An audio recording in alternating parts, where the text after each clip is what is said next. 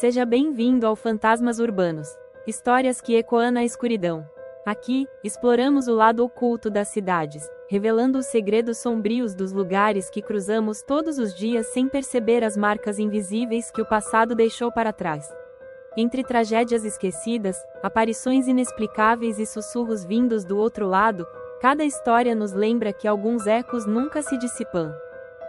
E hoje vamos falar sobre o Morro do Castelo. O centro do Rio de Janeiro é o coração da cidade. Aqui tudo começou, entre batalhas, igrejas, palácios e ruas que testemunharam revoltas, escravidão, glórias e quedas. Cada esquina conta uma história e algumas delas permanecem esquecidas, escondidas sob os séculos de transformação. Hoje, vamos viajar no tempo para entender como essa região se formou, quais figuras importantes passaram por aqui e que mistérios ainda rondam suas ruas centenárias. Seja bem-vindo ao Fantasmas Urbanos. Nossa história começa em 1º de março de 1565, quando Estácio de Sá fundou a cidade do Rio de Janeiro no Morro Cara de Cão, atual Urca. A região foi escolhida estrategicamente para expulsar os franceses, que haviam se estabelecido por aqui na chamada França Antártica. No entanto, essa primeira tentativa de colonização era frágil e sofria ataques constantes. Somente anos depois, em 1567, a cidade foi transferida para outro local, o famoso Morro do Castelo, que se tornou o primeiro núcleo urbano do Rio.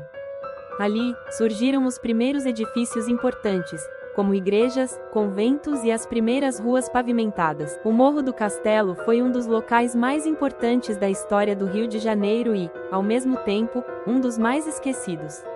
Considerado o berço da cidade, foi onde os portugueses ergueram suas primeiras construções, onde ocorreu o primeiro núcleo habitacional e onde ficavam edifícios históricos de grande valor. No entanto, em um dos episódios mais controversos da urbanização carioca, o morro foi totalmente demolido na década de 1920, apagando séculos de história e deixando no lugar um vazio tanto físico quanto simbólico. Mas, apesar de ter sido removido da paisagem, o Morro do Castelo ainda assombra a cidade. Muitos dizem que os espíritos daqueles que ali viverão e morreram nunca partiram completamente. O Morro do Castelo ficava localizado onde hoje estão a Praça 15, o Aeroporto Santos Dumont e parte da Esplanada do Castelo, na região central do Rio de Janeiro.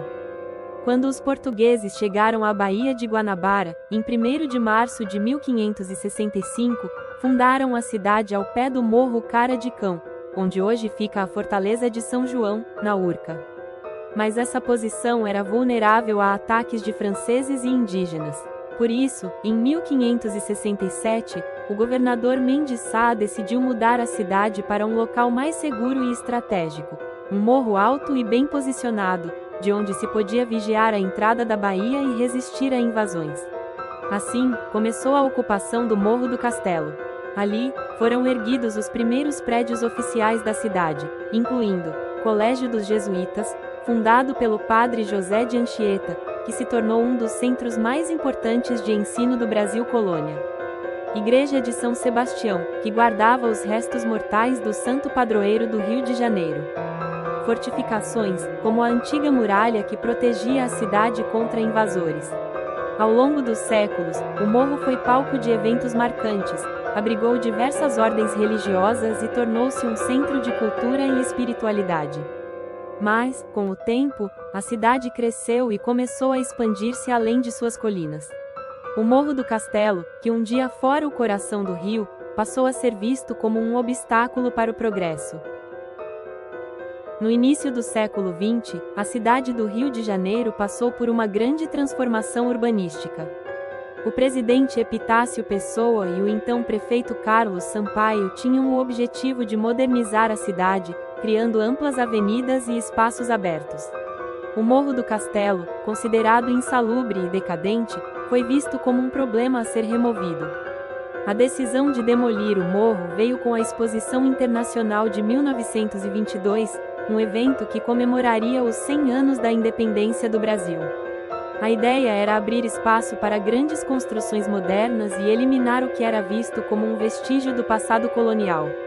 Entre 1920 e 1922, a cidade destruiu seu próprio berço.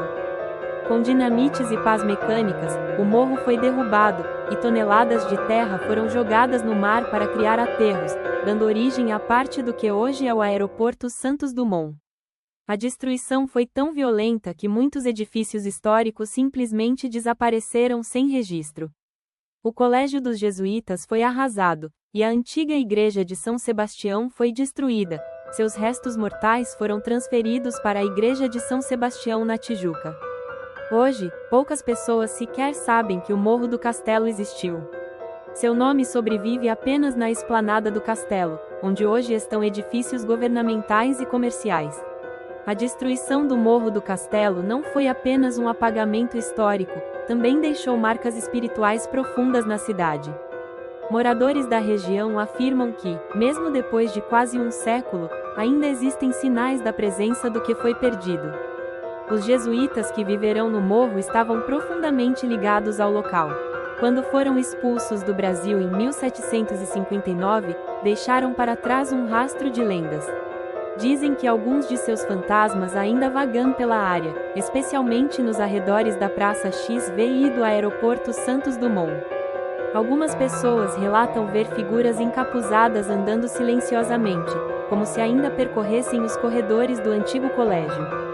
Há boatos de que a igreja de São Sebastião possuía uma cripta subterrânea onde estavam guardados antigos túmulos e relíquias. Com a demolição, ninguém sabe ao certo o que aconteceu com essas estruturas. Operários da época diziam que, ao escavarem o morro, encontravam ossos humanos e artefatos estranhos, que simplesmente eram despejados no mar junto com os escombros. Até hoje, há quem diga que há algo enterrado sob os prédios modernos da esplanada do castelo. Durante a madrugada, algumas pessoas relatam ouvir sinos ecoando na região da Praça XV, como se viessem de uma igreja que não existe mais.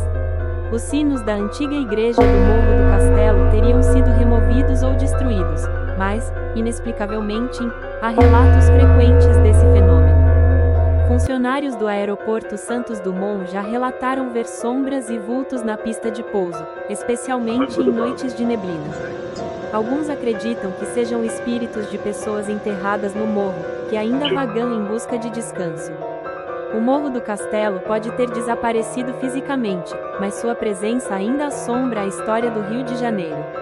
A decisão de destruí-lo foi um erro irreparável para a cultura e a identidade da cidade, e até hoje arqueólogos e historiadores lamentam a perda desse pedaço essencial do passado carioca. Mas, para aqueles que acreditam no sobrenatural, o morro nunca deixou de existir por completo. Seus ecos ainda ressoam nas ruas do centro, suas sombras ainda pairam sobre a cidade. Se um dia você passar pela esplanada do castelo e sentir um arrepio inexplicável, um som distante de sinos ou vultos no canto do olho, pode ser um lembrete de que o rio nunca deveria ter destruído seu próprio berço. Você já ouviu falar do Morro do Castelo? Conhece alguém que teve uma experiência estranha nessa região? Conta nos comentários.